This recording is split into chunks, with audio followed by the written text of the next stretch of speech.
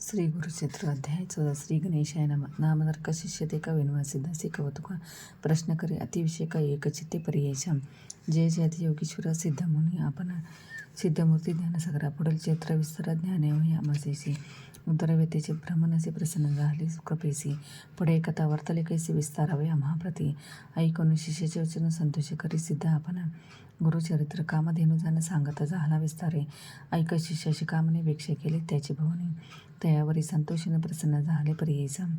त्या सांगितले तुझ्यास्त श्री गुरु बोलती संतोषी भक्त हो रे वंशवंशी माझी प्रीती तुझ्यावरी ऐकून श्री गुरुचे वचन सांगितले विप्रकरी नमन माता ठेवणी चरणी नमस्कार इथं झाला पुन्हा पुन्हा तुझी महिमा वर्णव्याची शक्ती कैची अमासी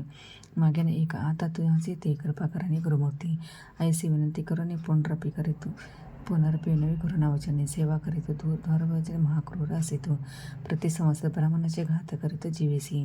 याची कारणे आम्हासी बोलवी तसे आजी जातात याजवळी आपणा निश्चय घेईल माझा प्राण बेटी झाले तुमचे चरण मरण कैसे आपणाची संतोष श्री गुरुमूर्ती अभयंकर आपले हाती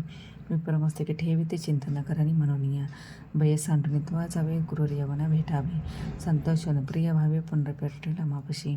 जवळ तू करतो तेचे असो आम्ही भुवनी तू आले संतोषी जाऊ आम्ही इथोनी तुझे वंश परंपरे सुखे नांदत पुत्रपवती अखंड लक्ष्मी त्यागरे निरोगी होती शतायुषी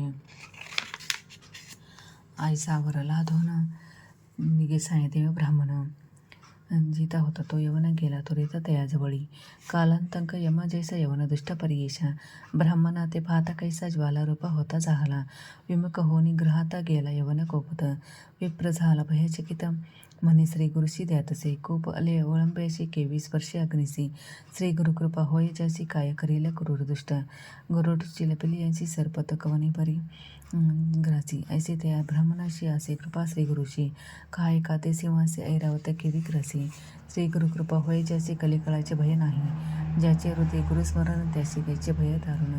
काळ मृत्यूने बाधी जाणं अपमृत्यू काय करी ज्याची नाही मृत्यूचे भय त्याचे यवन असे तो काय श्री गुरुकृपा होय ज्याचे यमाचे भय नाही ऐसे परे तो यवन अंतःपुरात जाऊन तुशीच केली भ्रमित होऊन शरीर स्मरण त्याचे नाही हृदय जवळ होय त्याचे जागृत होणे प्रेसी प्राणांतक त्याचे कष्ट तसे ते वेळी स्मरण झाले ते वेळी धावत गेलं ब्राह्मणजवळी लोळत विचारणा कमळे म्हणे स्वामी तोची माझा येथे पाचारले कवनी जावे त्वरित परतोनी वस्त्रेभूषणे देवाने निरोप देते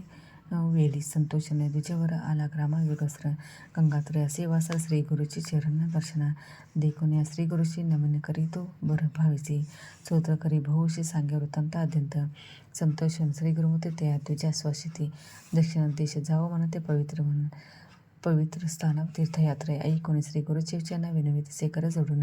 न विसंबे आता तुमची चरण आपण येईन समागमे तुमची चरणा विने दे का राहू न शके क्षण का आता तुमची चरण आपण येणे समागमी तुमची चरणा विनंती का राहू न शके क्षण का संसार सागर सारा का तुझी देव का कृपा सिंधू भक्त वसला तुझी ख्याती आम्हा सोडणे काय नीती सवे येऊन निश्चिते म्हणून चरणी लागला येणे परे श्री गुरुशी विनवे प्रभावेसी संतोषने येसी श्री गुरु म्हणते तेवेळी कारण असे आम्हा जाणे तीर्थे असती दक्षिणे पुनरपे तुम्हा दर्शन देणे संक्षरी पंचदशी आम्ही तुमची गावा समीपत वासा करू हे निश्चित कलत्रपत्र जिष्टभ्रात मिळून भेटा तुम्ही आम्हा न करा चिंता साला सुखे सकाळ अरिष्ट गेली दुःखी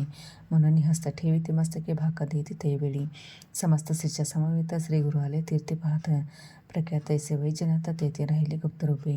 नामधारक विनोद सिद्धसे काय कारण गुप्त व्हाव्याशी